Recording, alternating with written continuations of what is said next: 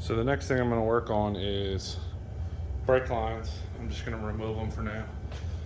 I'm going to take them off of here, and I'm removing this proportioning valve down here on the chassis because I have an aftermarket one that's adjustable. Getting rid of that. Going to run a whole new line to the rear, and that should be it. I'm just going to replace that. I think I'm going to move it up here, the new one, instead of having it down on the chassis. So there's more room here because I'm putting headers on this truck, and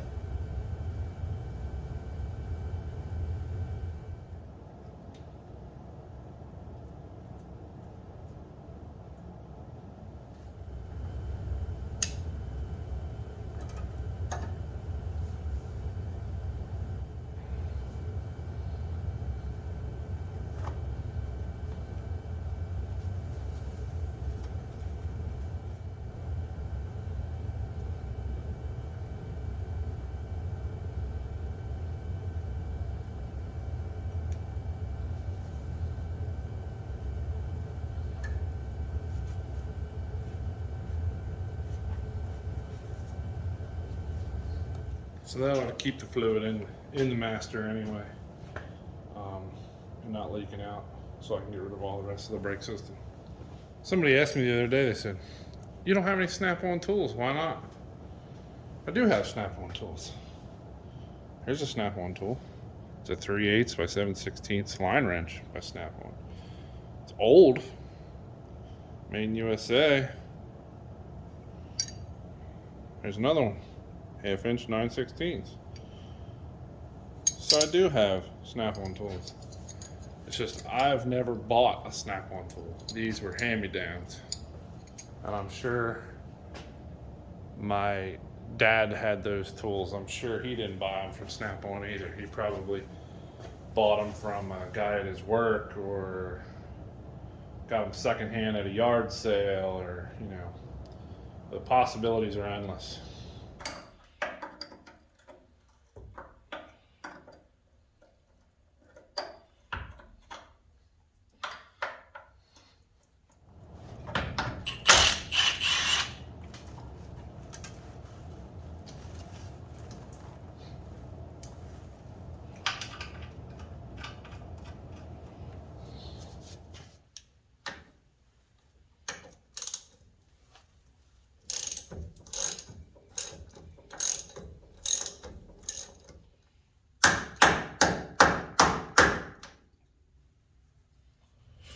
Alright, so here we are in the truck, and I want to take out these the shifter boots, because I'm going to lift the cab off, so hopefully this won't be too hard.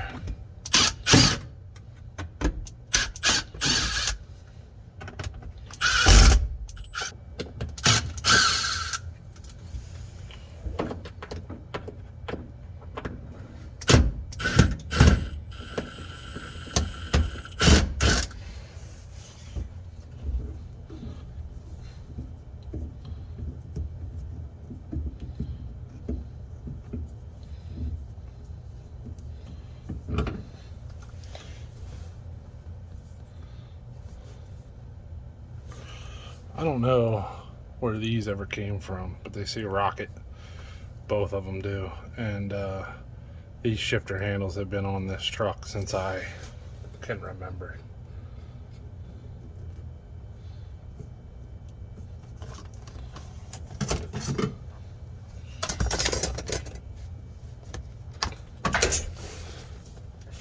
Oh yeah, this will come off. Okay.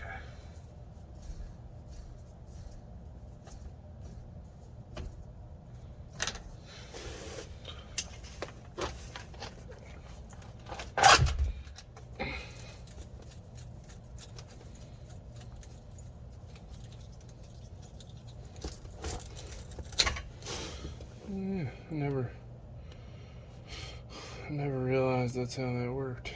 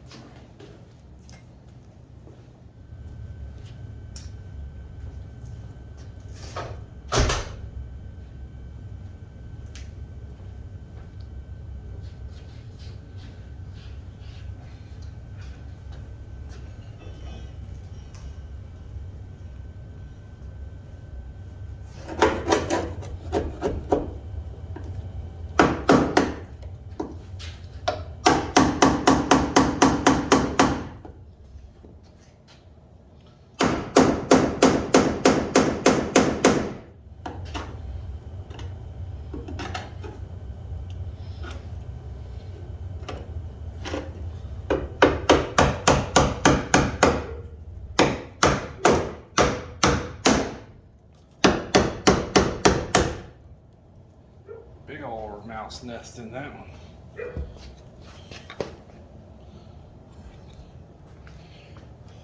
Look at that. Can you see the nesting material down in there? Oh yeah. I'm sure if there's anything in there, it's dead. But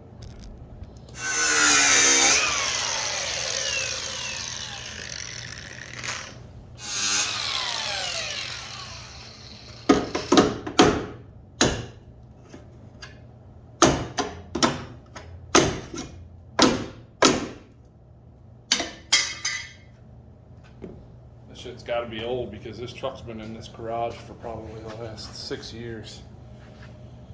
And I don't have mice in here.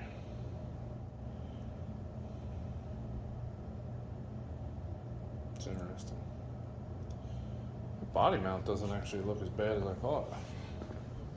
This one over here, on the other hand.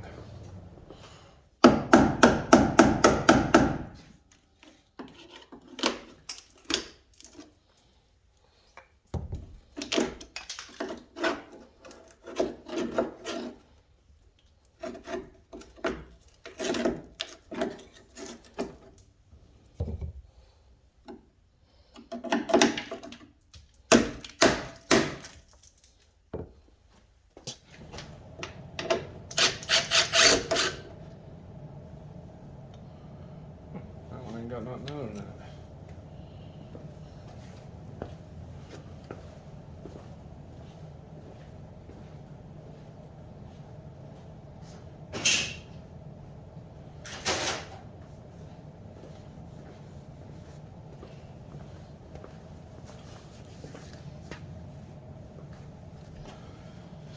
All right, let's see if we can get down in there to those bolts.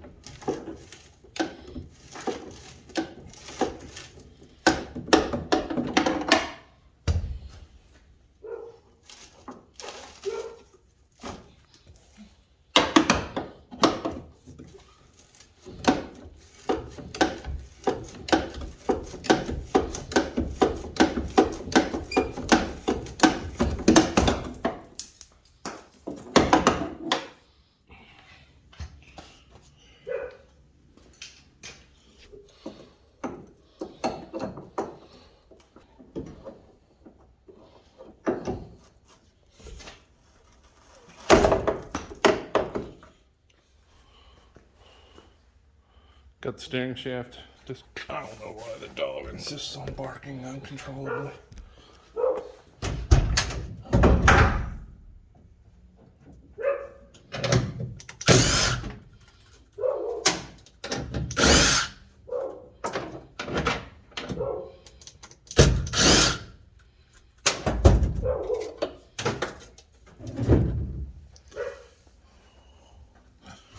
Now I think there's enough room.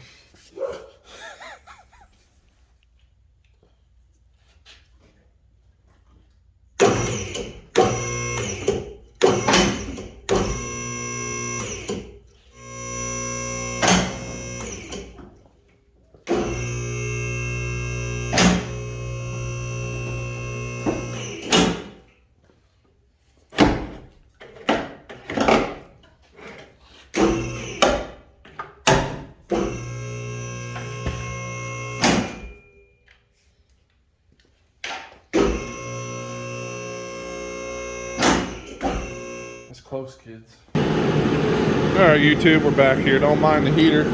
It's cold in Pennsylvania. So I'm trying to get rid of these seat belts.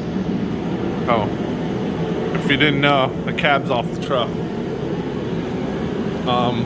So these seat belt bolts, they won't come out. So what I did was I ground the bolt off flush with the nut. Or, yeah, that's a nut, or a threaded cert, whatever you want to call it. And I did the same thing over here. I cut a little bit of the nut away by accident, but there's plenty of meat there.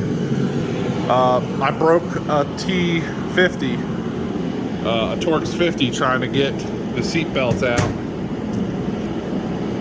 So I decided to cut them off, and now we're gonna try again.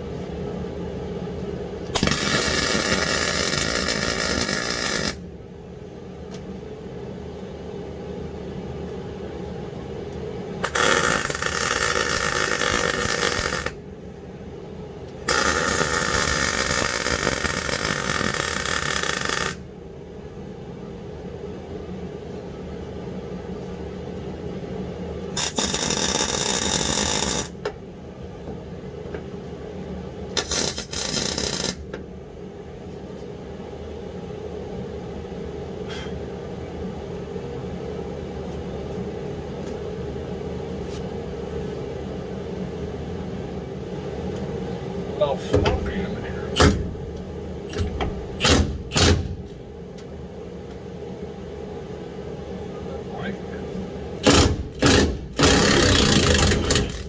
There it is. That's the ticket right there, boys.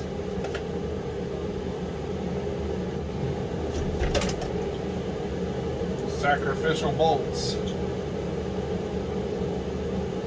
These are old rusty grade 8s.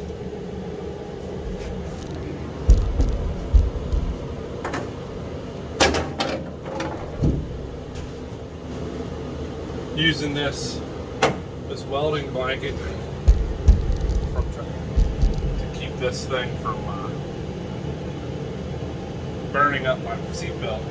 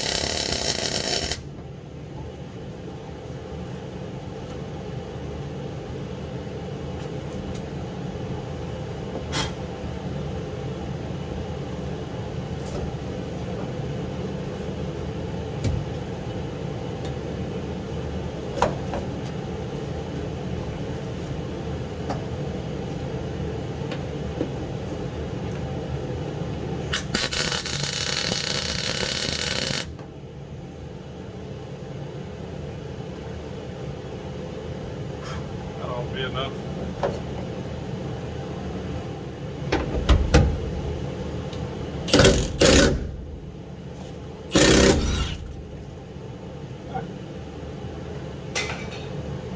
Should have figured that. Broke it right off.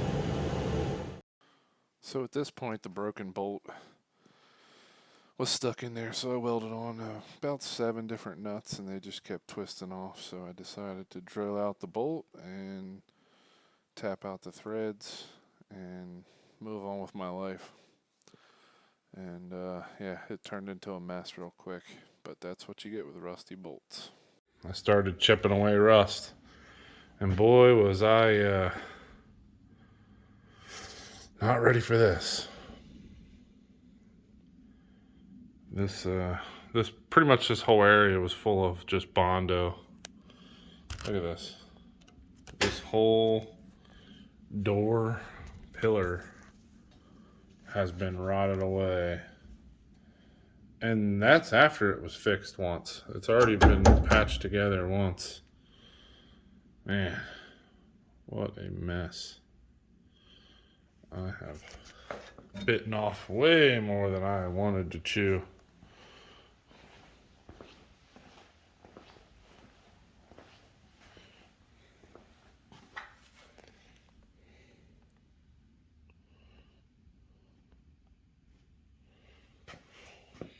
And it goes up the firewall.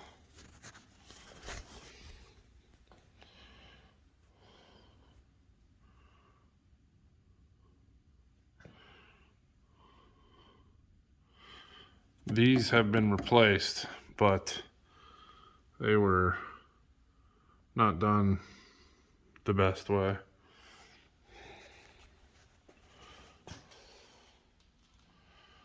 It just seems to be the outside. The inside of here is all still solid. It's just like where the wheels and the tires over the years in Pennsylvania threw all the salt and nastiness. My dad did plow snow with this for several years, so I guess I can't complain too much. And then here's the driver's side. There's a bunch of putty still in here I haven't chipped out yet. This cab mount is shot. It's got holes in it. So it's a good time to replace it as well. This is a hole into this is a replacement panel that was put in the floor. But this door pillar was fixed before with much thicker, heavier steel a long time ago. But the inside of it is hollow. But it's much more structurally sound than the other side. And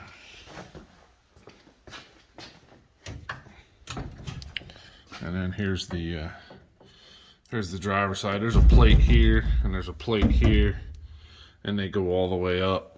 That have been replaced. So I ordered floor pans, but I think I'm gonna need more sheet metal.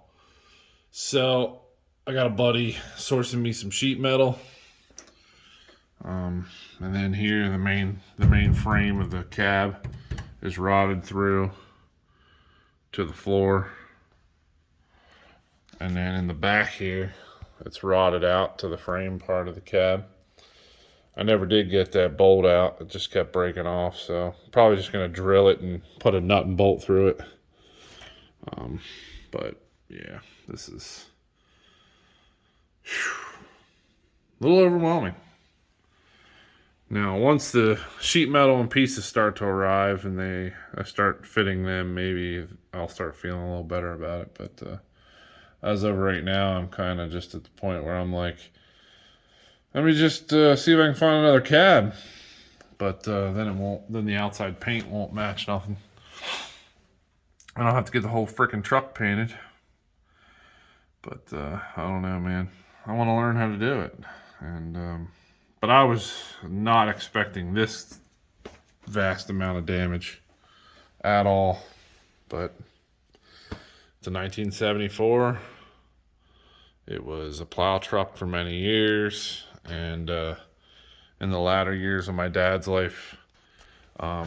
He didn't have the time or the strength and effort to repair things properly. Plus, I just think he was probably overwhelmed myself and was like, you know what? Forget all that. I'll just put plates in and putty it and be done with it. Just keep driving it. So, which is, what I'm going to do. I'm going to make sure everything's structurally sound. Um, you know, seal it up, structurally sound, add metal where it needs it to be, cut out the rot, put in good. But I am not worried about making this look pretty. I will put the pans in, get them in place, get them strong, seam seal it, undercoat it, whatever, paint it. And then I'll put carpet in here and you'll never know any of it was done.